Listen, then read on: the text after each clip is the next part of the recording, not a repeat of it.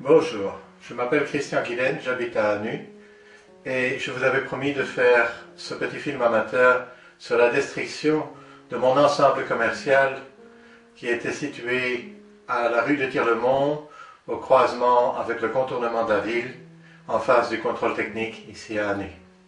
Notre Constitution prévoit l'inviolabilité du droit de propriété et la seule façon pour déroger à cela, c'est l'expropriation.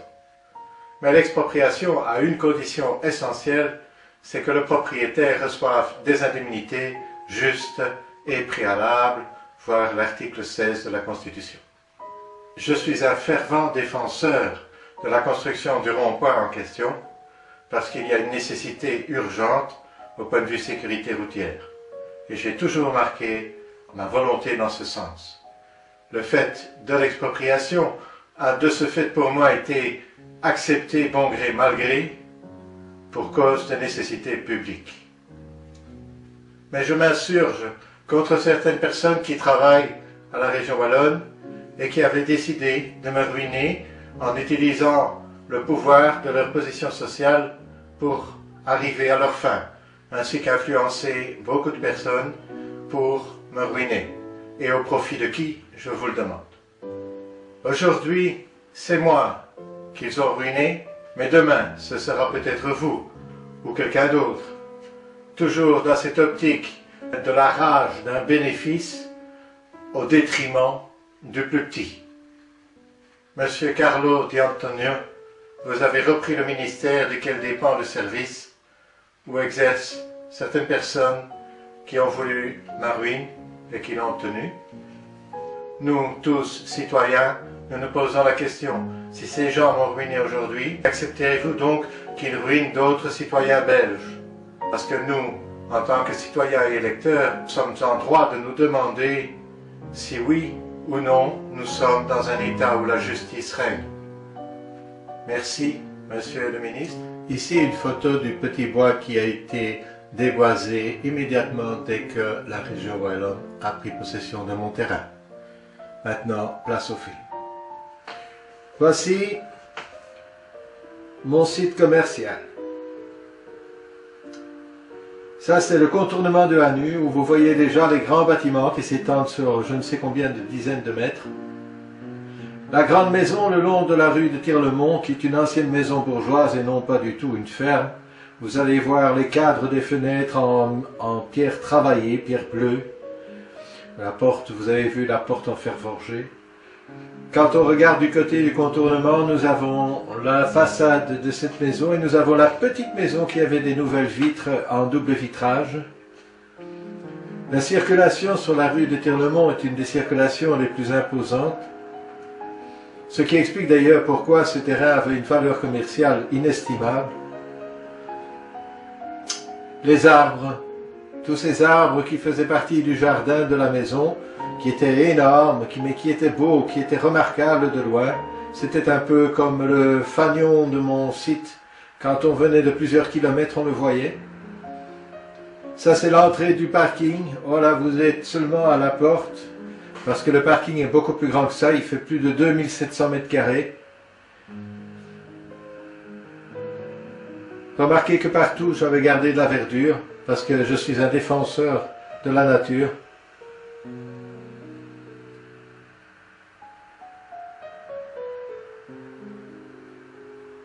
Ce n'est pas encore fini, vous n'êtes même pas arrivé à la fin du parking.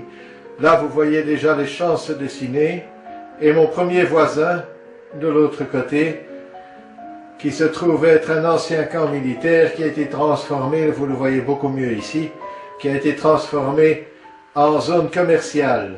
Le premier bâtiment que vous voyez juste derrière le tronc d'arbre, c'est en fait une maison d'habitation qui se trouve en fait à plus ou moins 85 mètres de mon terrain.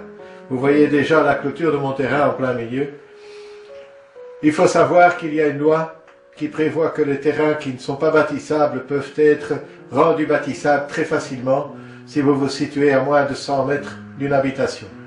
Or ici, mon terrain, du côté que nous avions vu avant, est voisin d'une zone habitable et du côté que nous venons de voir est à 85 mètres d'une habitation.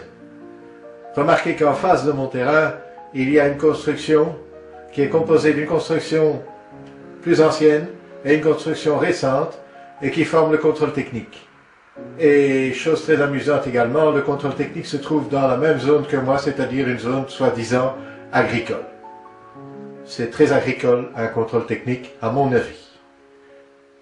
Ici vous êtes dans le magasin où il y avait de nombreuses pièces et un stock pour une valeur de revente plus ou moins de 150 000 € que j'ai été obligé de liquider pour plus ou moins 3 000 € parce que sinon on me le mettait à la rue et je n'avais vraiment pas le moyen, vu la petitesse de ce qu'on m'a donné comme valeur, de louer ou d'acheter quoi que ce soit pour aller stocker mon stock. Regardez la dimension de ce grand entrepôt de 550 mètres carrés. Remarquez, c'est quasiment la moitié d'un terrain qui permet de construire une maison avec un grand jardin.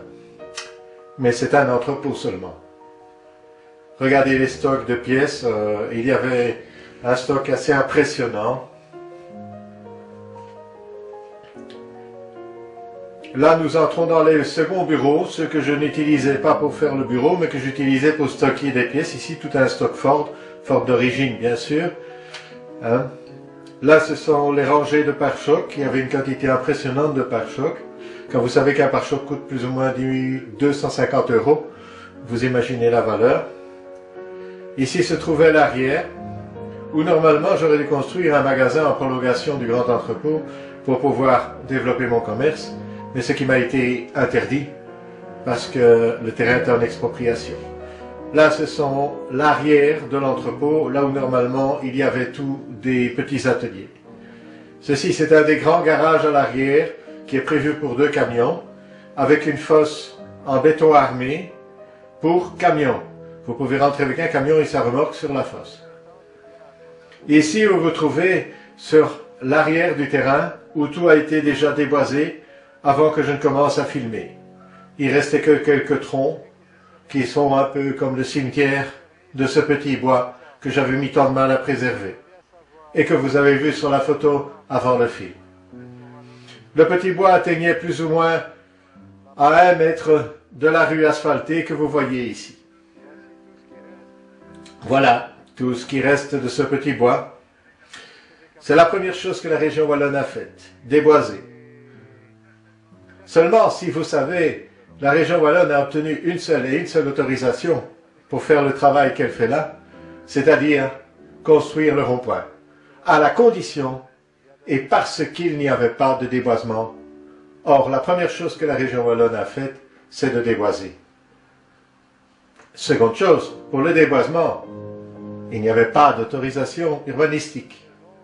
Troisième chose, pour démonter, pour démolir, pour abattre tous mes bâtiments et mes biens commerciaux, il n'y a jamais eu de demande et il n'y a jamais eu d'autorisation urbanistique non plus.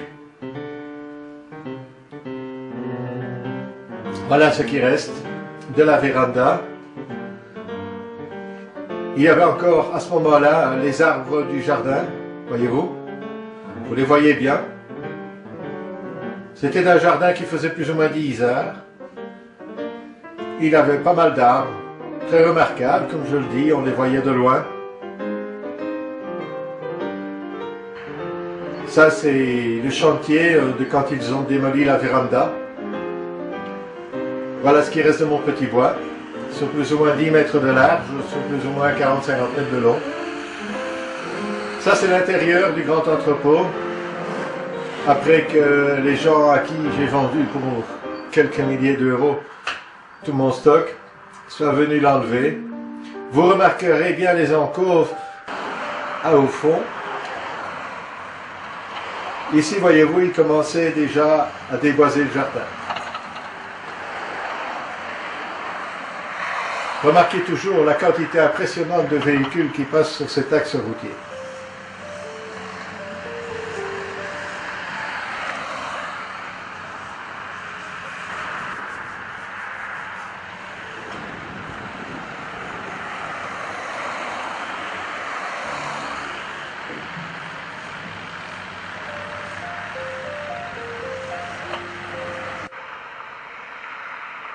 De nouveau, ce qui reste du petit bois.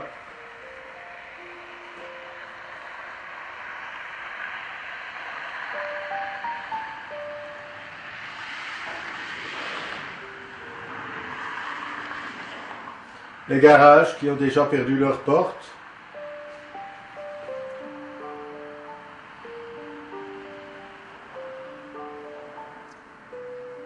Remarquez qu'ils ont déjà démoli l'entrepôt qui se trouvait au fond de la cour asphaltée.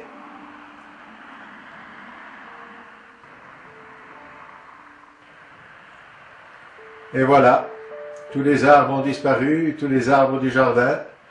Le jardin a été rasé, tondu, déboisement total.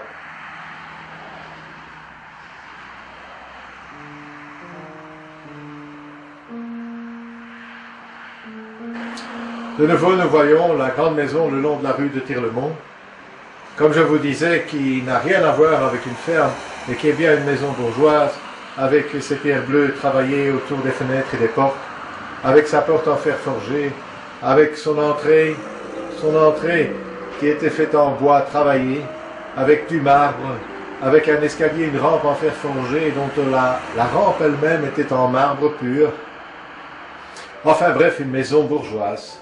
Voici les fosses qui se trouvaient dans les encoffres, dans le grand entrepôt, pour bien démontrer que cet entrepôt n'a rien à voir avec un entrepôt où on peut entreposer du foin ou des choses pareilles. C'était un garage, ça a toujours été un garage. Et ces fosses font partie intégrante de l'entrepôt.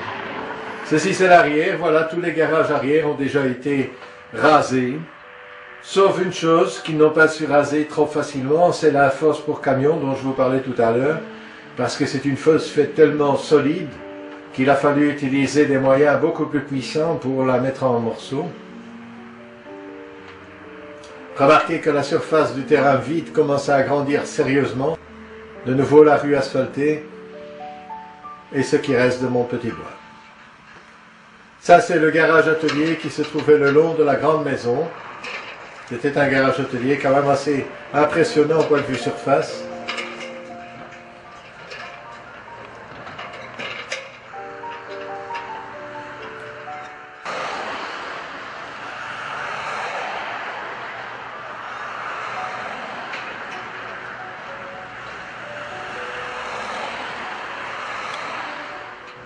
Et oui, c'était grand.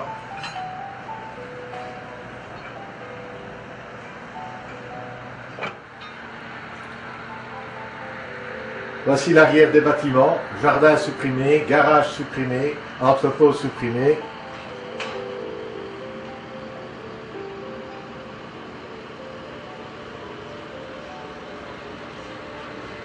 Là, ils ont fait une grande percée dans le mur de l'entrepôt central parce que le toit était en éternite. Et comme vous savez comme moi que pour l'éternite, on ne peut pas le mettre avec les autres matériaux. Il y a un traitement spécial et il faut les enlever spécialement. Voilà tout ce qui reste des garages qu'il y avait auparavant derrière. Vous voyez très bien la proximité avec la maison, là à votre gauche, la maison d'habitation et les autres bâtiments, bien sûr, qui sont des bâtiments commerciaux.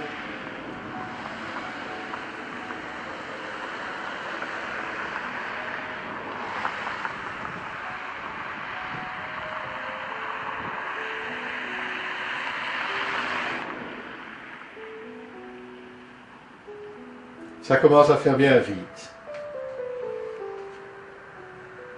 Une petite vue à l'intérieur de l'entrepôt dont on a enfoncé un mur.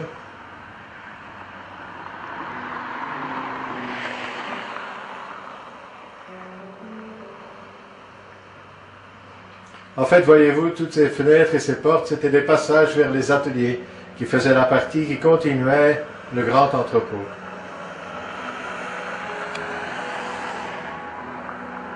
Voilà de nouveau la façade de cette maison dont je vous parlais, qui est une maison bourgeoise, qui fait à peu près la moitié de la longueur, qui possède des caves en rez-de-chaussée, un premier étage et un grenier avec plancher. Tout est dans un style hautement bourgeois, les fenêtres sont des fenêtres guillotines, c'était une chose très rare à cette époque-là. Vous avez vu comme moi passer l'année 1721.